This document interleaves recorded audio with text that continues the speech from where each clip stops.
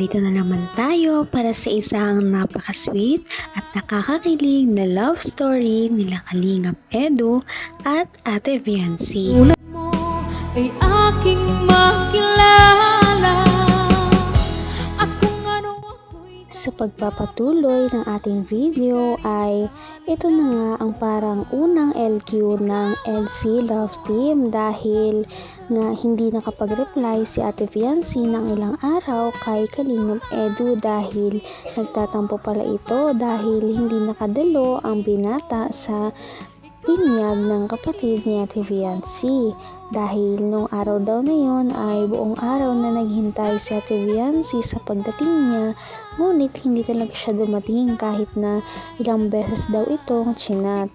Nung araw naman na yon ay busy din talaga si Kalingap Edu sa mga ginagawa niya sa kanyang trabaho. Kahit hindi ipahalata ni Viancy ang kanyang sama ng loob at pagtatampo, ramdam talaga ito ni Kalingap Edu kaya naman sinusuyo niya na si Ate Viancy. Sorry na. Nabawi ako. Galit ka ba? Hindi. Ramdam ko eh. Ang dami po kasing ginagawa ko nun. Alam niyo na po, may binyagan naman po bagad Oo sa nga. amin. Kaya, syempre po, ako po yung mag-aasikaso at panganay. Yung mga hugasin, laging ako hugasin. Sabagay. Hindi po din natatanggalan hugasin. Sana tinawag mo ako, no? Hindi na nga po kayo nakapunta. At di ka kasi nag-chat. Di ka Kailang talaga. sabi na po ako nun. Sorry na. Kaya naman pala nagtampo si Ate Viancy dahil kahit ilang chat na daw siya ay hindi talaga siya pinuntahan ni Kalingap Edu. Kaya naman nagtampo siya at ilang araw din siyang hindi nakipag-usap ng maayos kay Kalingap Edu. Alam naman din ni Kalingap Edu na kasalanan talaga niya na hindi siya nakapunta dahil pinangako niya yon noon kay Ate Viancy na talagang pupunta siya sa binyag ng kapatid nito. Kaya naman nagsorry talaga siya kay Ate Viancy na ganun nga hindi siya nakapunta at nagsorry siya dahil sa mga nagawa niya. Matyagang nagsasorry si Kalingap Edu kahit na medyo hindi siya nililingon ni Viancy dahil talagang nagtatampo pa ito. Ngunit sabi niya na okay lang daw yon kahit na ang kanyang galaw ay hindi nagpapakita na okay siya. Kaya hindi siya tinatantanan ni Kalingap Edu. Ayos lang po yan. Tapos naman na po. Na. Ang mahalaga po, nabinyagan na po si baby. Buti nga yun. Nakita na rin naman na po tayo. Kita na. Opo. Saya na. Alam ko naman po na may schedule po kayo kay Kuya Rab po minsan. May mga din po kayo pinagkakaabalahan. Ano po paglingap. Oo Mas nga eh. importante po yun. Importante ka rin naman eh. Gusto ko nga sanang magpa-excuse eh. Kaso nahiya ako. Sorry. Nahiya ako magpa-excuse. Ayos lang po yun. Ayos lang po yun. Masaya na po na gano'n. Na naglilinga po kayo. Kesa naman po Hindi nga eh. Iba yung sinasabi ng Napaka-alalahanin at maintindihin talaga ni Ate Viancy dahil naintindihan niya na gano'n naman na merong ibang tungkulin si Kalingap Edu sa kanyang trabaho dahil nga naglilingap sila sa ibang mga tao at ang kanilang mga beneficiaries. Talagang kailangan din siya ng ibang tao kaya hindi may iwasan na may mga time na hindi talaga siya mapupuntahan o mauuna ni Kalingap Edu. Kahit daw na gusto man siya puntahan ni Kalingap Edu ay wala din talagang choice ang binata dahil importante nga ang kanyang ginagawang trabaho at nahiya daw siya na magpa-excuse sa kanilang paglilingap. At nakakatuwa din si Viancy dahil sinabi niya na mas importante ang kanyang paglilingap kesa sa ibang mga bagay dahil mahalaga na makatulong talaga sa kapwa at may mga bagay na kailangan talagang isakripisyo. Malungkot. Kanina pa po kayo dyan? Sa labas? Medyo. Nihintay ka namin eh. At gusto kitang makita. Pasensya na po. Kumpleto po kasi kami ngayon yung sultik namin kaya hindi pa ako nakalabas agad. Okay lang naman kasi kahit anong oras ko naman lumabas. Naghihintay naman ako. Dito nga, nakita ka naman namin agad. Saka, hindi lang naman yun ang kaya kong hintayin eh. Ano po yun? Ano yun? Tinatanong pa ba yan? Hindi ikaw. Ano po ba? Anong klaseng tanong yan? Papahintay ka pa ba?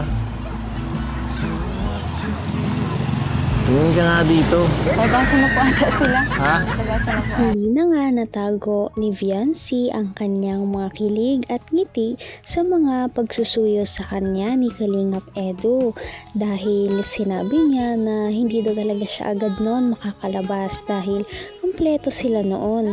Kaya naman sabi ni Kalingap Edu na okay lang daw yon dahil kahit ano pang oras siyang lumabas ay talagang hihintayin siya nito at hindi daw siya dapat na mag-alala dahil hindi lang yon ang paghihintay na kaya niyang gawin dahil may iba pa siyang paghihintay na kaya talagang gawin. At ito nga ang paghihintay ng matamis na oo ni Ate Viancy at kapag ito ay nagpapayag na magpaligaw sa kanya. Kaya naman kinilig si Ate Viancy sa mga salita Naghihintay po tayo. Hira lang to. Hira lang kita makasama rito. Gusto ko lang sulitin. Ganda dito. Ganda dito. Tsaka mabres ko po. Kayo po, kamusta naman po kayo? Ayan. Ito mga nakarang linggo. Medyo nag-overthink ako eh. Overthink. Oo nga. Diba? Kasi, yun nga, kagaya nga nung sinabi ko kanina, dahil di ka nagparamdam masyado, napaisip ako kung ano nangyari sa'yo. Kala ko na paano ka na eh. Pupunta na sana kita sa bahay niya. Grabe na po kayo. Tanda ko na po. Nagpamiss lang po ako. Grabe ka Joke ah. lang. Joke lang po. Di magandang biro iyan, ang pamismong yan. Nag-e-enjoy talaga sila sa pag-uusap sa tabi ng dagat dahil medyo matagal-tagal na nga simula noong nag-usap sila sa tabing dagat dahil sunod-sunod nga ang kanilang mga out of town na trip at mga vlogs na ginaganap sa ibang lugar, mga paglilingap kaya naman hindi na sila nakakapunta doon sa gilid ng dagat at makapag-usap-usap. Kaya naman sinusulit din talaga ni Kalingap Edu ang pagkakataon niyon. At sabi din niya na totoo na nag-overthink siya ng mga nakaraang araw dahil nga hindi siya sanay na hindi na sila nag-uusap ni Ate Viancy. Makikita talaga na napapalapit na rin talaga ang dalawa sa isa't isa. Huwag mo nang ulitin. Kung gusto ko po. Kung gusto mo, siya nga pala. Sinusimula na yung bahay niyo. Congrats. Kaya nga po. Thank you po. Kila Kuya Rob. Congrats. Sa team ko. Grabe, sisimula na yung bahay niyo. Ang laki na. Ang laki-laki. At sigurado, kasya doon kahit dalawang pamilya. Kasyang-kasya kahit dalawang pamilya. Kahit sumama pa nga ako doon eh, kasya pa rin.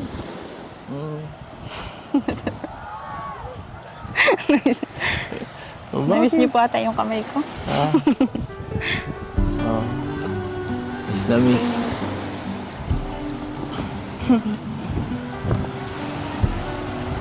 Bakit? Sige na po. Bakit?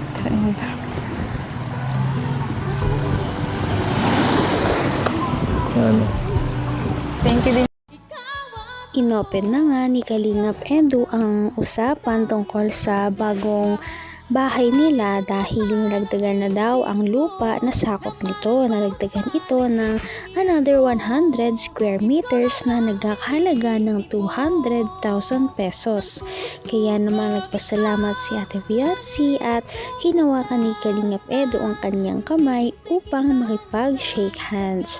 At hindi na nga ito agad nabitawan ni Kalingap Edo dahil namimiss niya na nga talaga si Fiancy dahil matagal na silang hindi nagkita at nagkaroon pa sila ng alitan sa pagkita ng dalawa dahil hindi sila masyado nakapag-usap sa mga bagay-bagay at magpapatuloy pa ito sa ating susunod na video.